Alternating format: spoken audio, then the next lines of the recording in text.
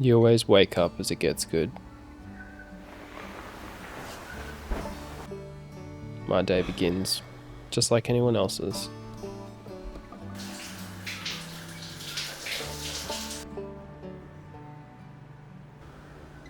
I'm nobody special, just a ordinary Aussie guy who dreamt of an extraordinary adventure between everyday life.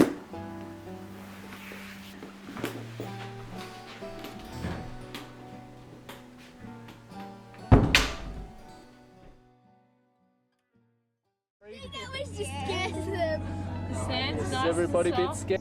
I grew up on the central east coast of Australia with my big wild family.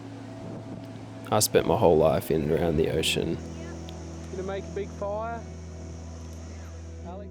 And in my 20s, I moved further south where I could finally learn to surf. And right from my first wave, I was absolutely stoked.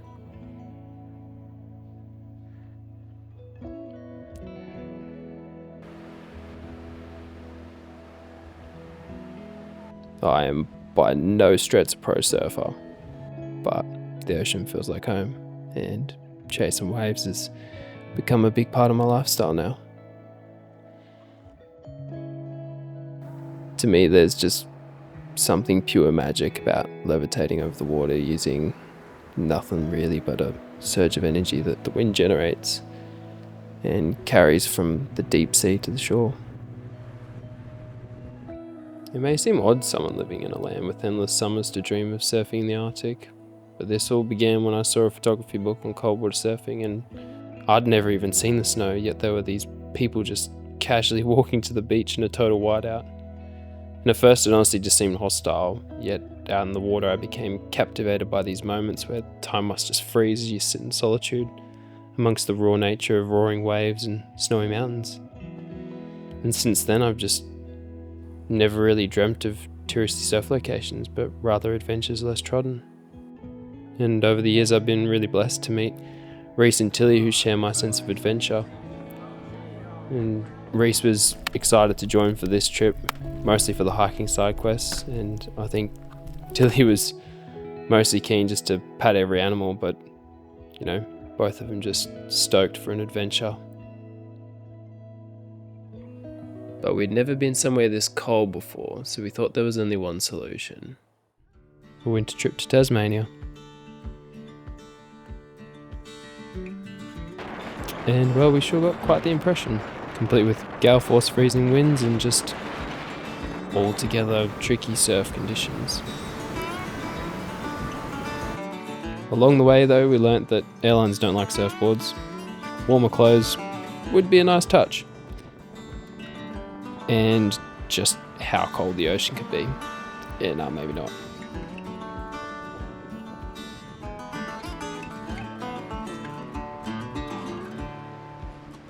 Most of all though, we got the taste of the possibility of empty lineups and the fun of travelling together, which made us all the more stoked for the adventure ahead. So with Tassie behind us, It's so cold. Hey. I began pitching my idea for support, and stoked to hear back from Ion. Their brand is all about challenging yourself, experiencing nature, and feeling its force. And all this, as we'd learned, seemed very fitting for what was in store for us. So with some training under our belt to survive the absolute shoulder strain of a 6mm wetsuit, and a better board bag sorted, and all our gear packed away, the day finally arrived to begin an adventure long dreamt about. But now just for the long journey across the globe.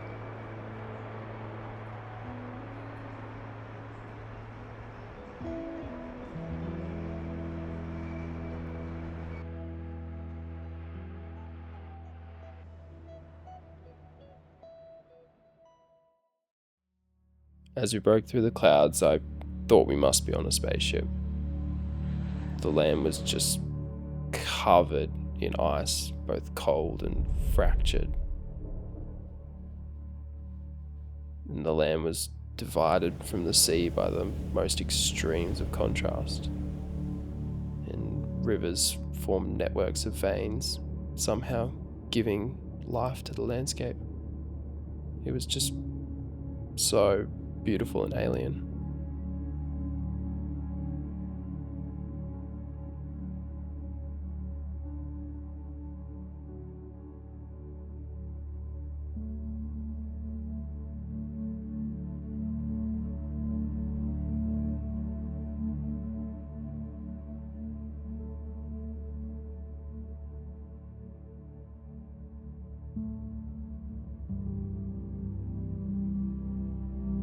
I'd never seen so much snow in my life. It's amazing how something so simple can just make you feel so much like a kid again. But it has such a potential to become super harsh and so quickly. So you learn to plan your days, and it took a lot more time just to go on an adventure or do normal tasks. You have to sort of always be watching the weather and so forth, trying to predict it as best you can.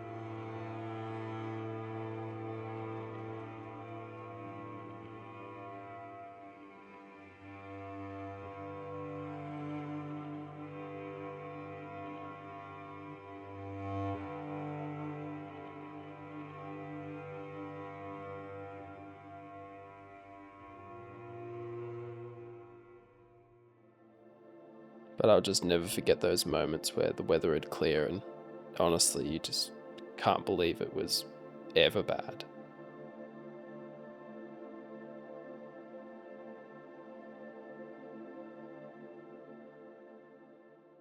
Waking up in freezing temperatures and having to de-snow the car and then drive on these icy roads in the dark had quickly become a new normal for us. But this morning, absolutely nothing could dampen my spirits, because the sun was out and there was a chance for some small swell around, and it made it the perfect day to go for our first surf.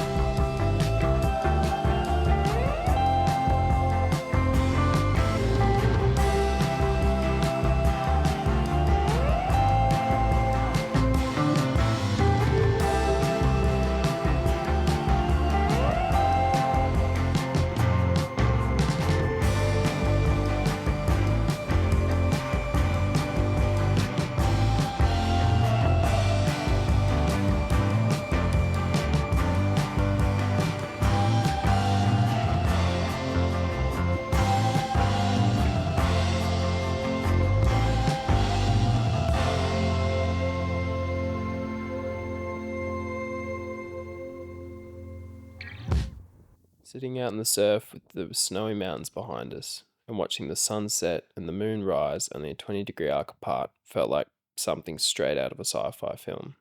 It was so surreal and possibly one of my favourite surfs despite it being absolutely far from the best surf. Being in the middle of the Atlantic, swell at this time of the year is wild and changes very quickly. So the process of finding a spot and matching it with winds, tide and swell, and then actually getting to the beach and getting all your gear on is all part of the adventure of surfing here.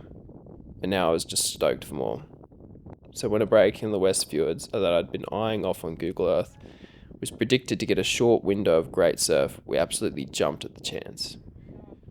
Only caveat was that it was to be accompanied by heavy snowfall and a true Icelandic wind storm. So we made the decision to hit the road as quick as we could and beat it. Beginning our drive, it seemed hard to believe that this big storm was truly on the way. With clear skies, we thought surely we'd absolutely lucked this out.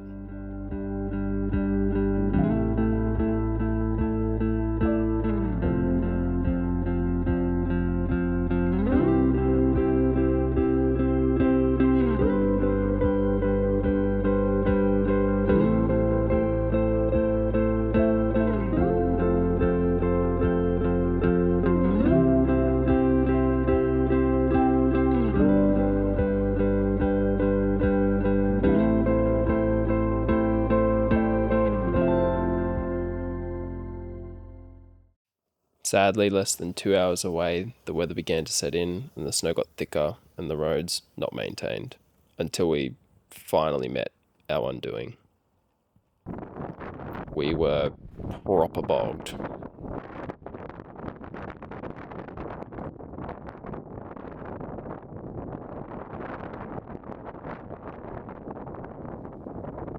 After an hour of trying to get the car out, I made the decision to run to a farmhouse I saw about a k-and-a-half down the road. And thankfully the family that lived there were kind enough to tow us out in exchange for some help lifting and securing a hot tub ahead of the storm.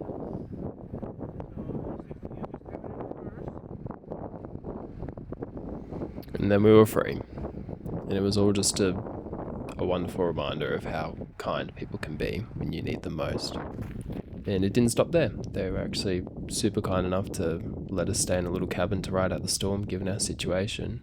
And then as we sat cozy in this little cabin, we reflected on the situation and found the humour in it. And still now, even at the end of it all, it's probably one of the funniest moments of the whole trip. But in the moment, it was quite intense. For 2 nights, we hung out in our little cabin, gazing out the window, sometimes seeing the northern lights. But all the while, the world outside was being ravaged by wind, with reports that the roads into the fjords were well and truly closed, with multiple cars being blown off the road, and the worst yet to come. So we buckled in with lots of food, tea, and card games.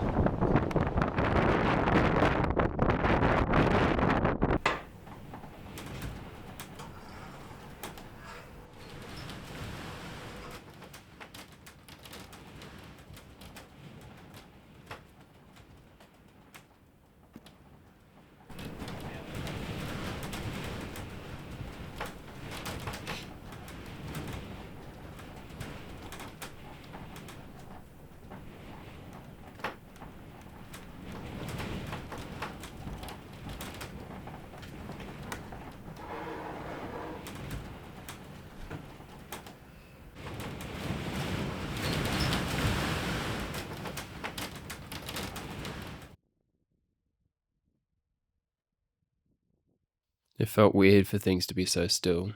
I've never felt quite as vulnerable that night as I did when you're just going to sleep to the whole house just creaking and shaking and with every bellow of wind. And it just makes you realize how fragile you are, really. You know, you're just at the mercy of the elements, particularly up here. And when you're so far away from everything, and it just made me, I just have to take my hat off to the communities that live here and the life that's learned to adapt and survive to it, to such drastic change in weather.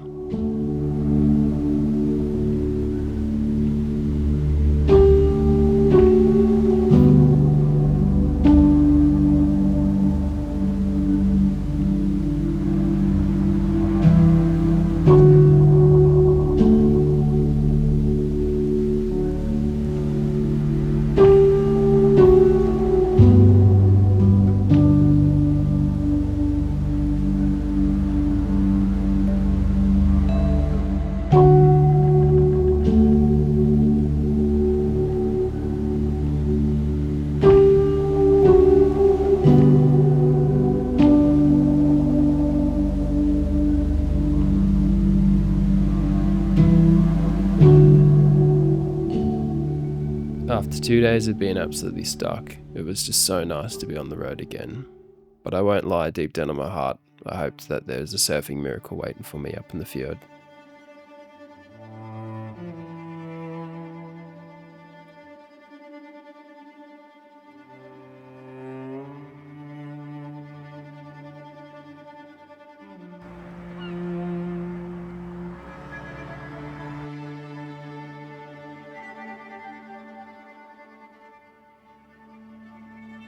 But as we journeyed deeper into the fjord, I was faced with what I knew was going to be true.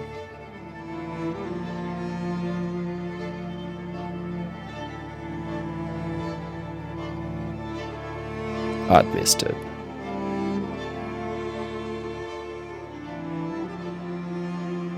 The locals talked of lines of waves and strong offshore winds, but I, on the other hand, was just left absolutely wanting.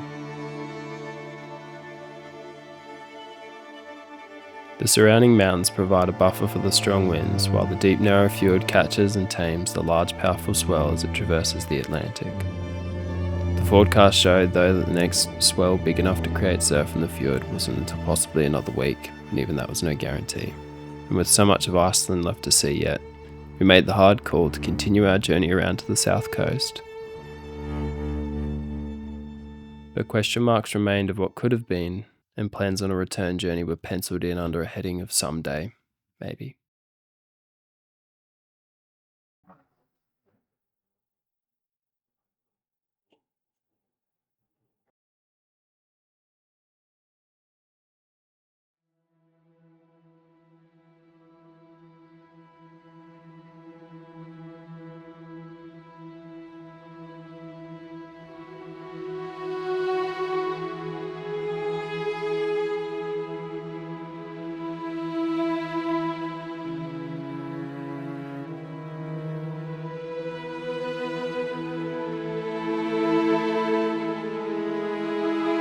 As disappointed as I was, the amazing display of northern lights and an epic car trip through Iceland's amazing scenery quickly reminded me of how lucky I was to be here, to be on this adventure.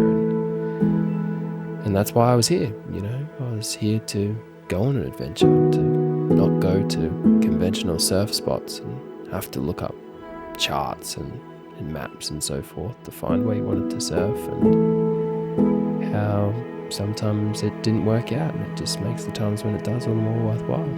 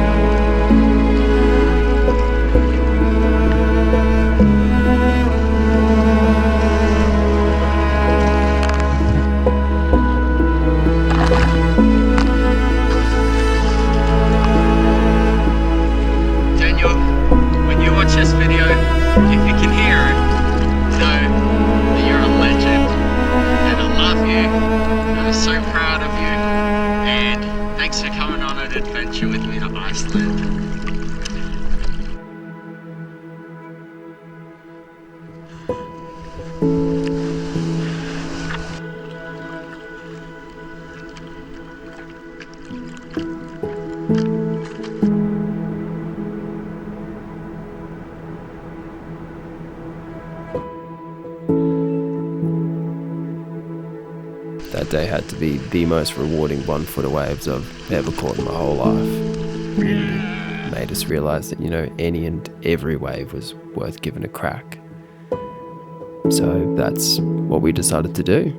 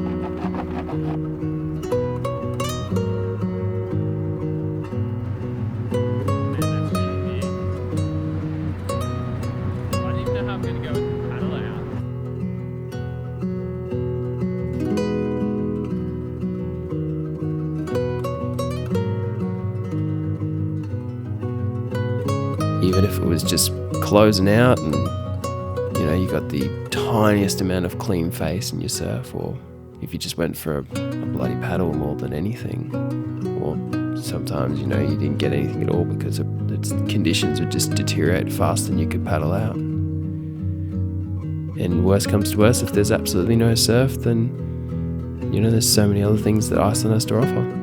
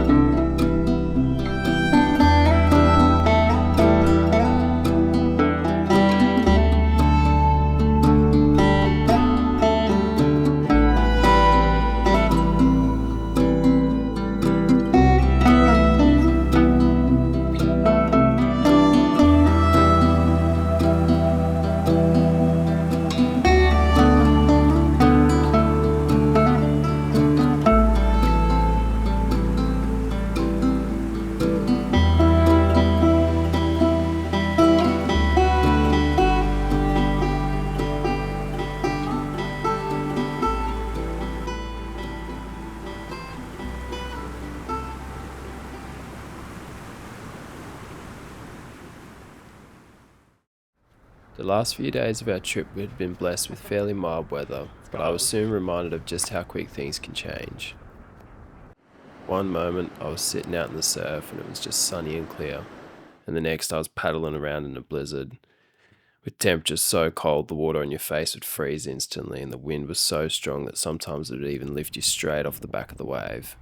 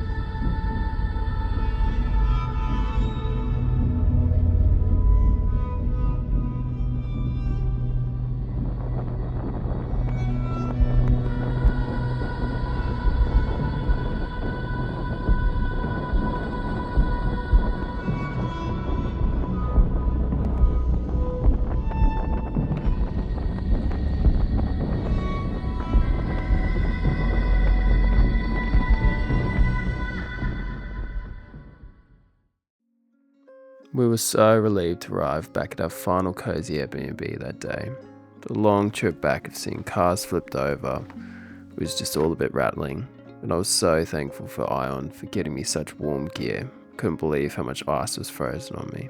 And I was also so thankful for Iceland's affinity for hot tubs.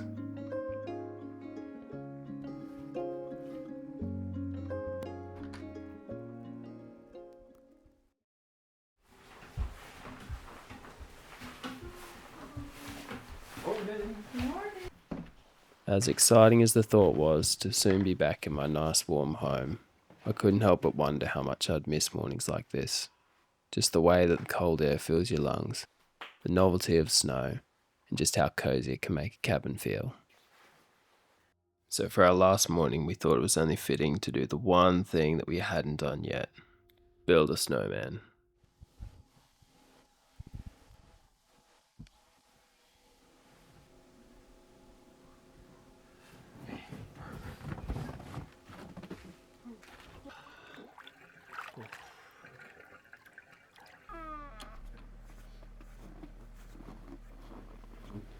See you later, Mr. Lobster.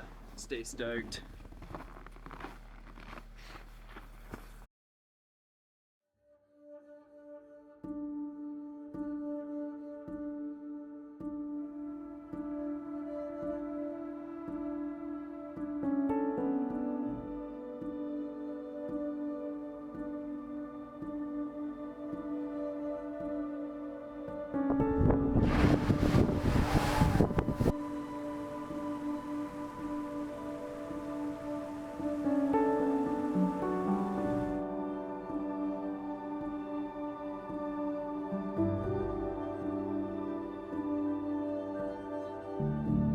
Looking back, I'm so grateful for the opportunity to have explored this beautiful country, and for the lessons I learned along the way.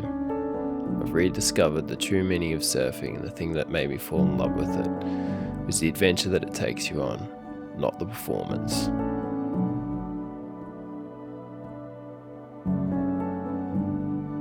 But I'm most grateful for the people that I got to share this trip with. To Reese and Tilly, you truly are an exceptional part of my life. I'm so grateful for the blessing of friendship and for the journeys that we've been able to go on and we continue to go on.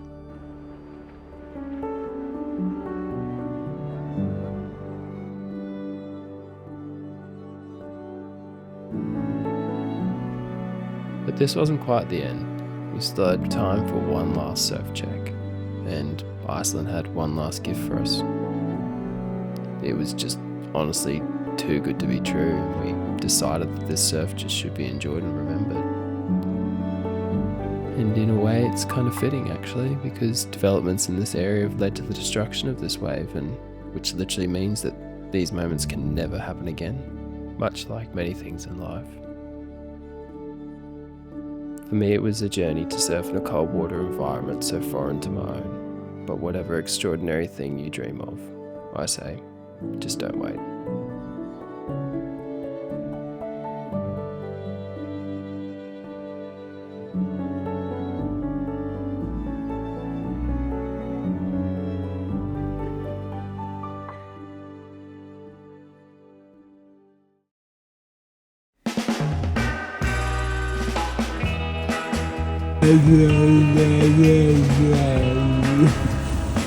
Run the window down.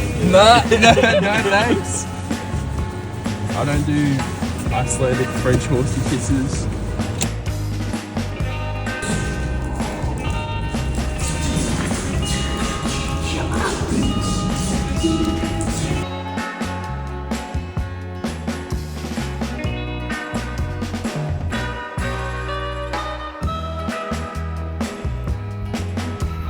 And also I forgot my wetsuit. Sad day. We are Daniel's support crew. We're sitting in -10. Snowing. So cold. Check out the leg.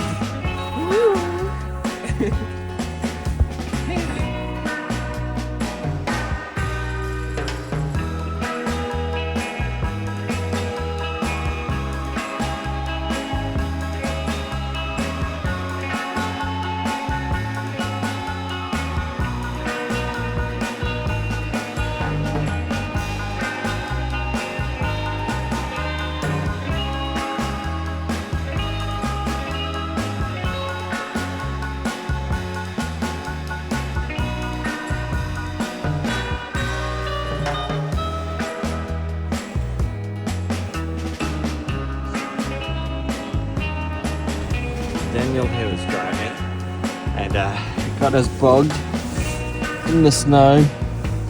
So I gotta try and get us out now. Sorry.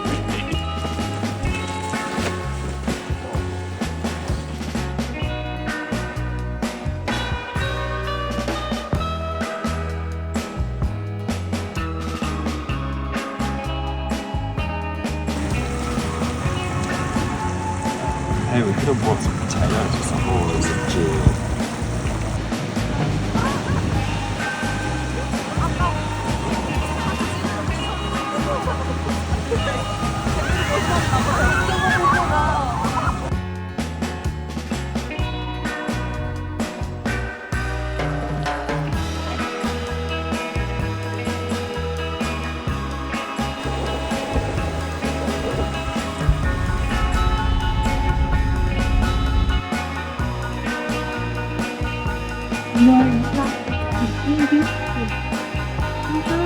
Everyone needs to my jacket.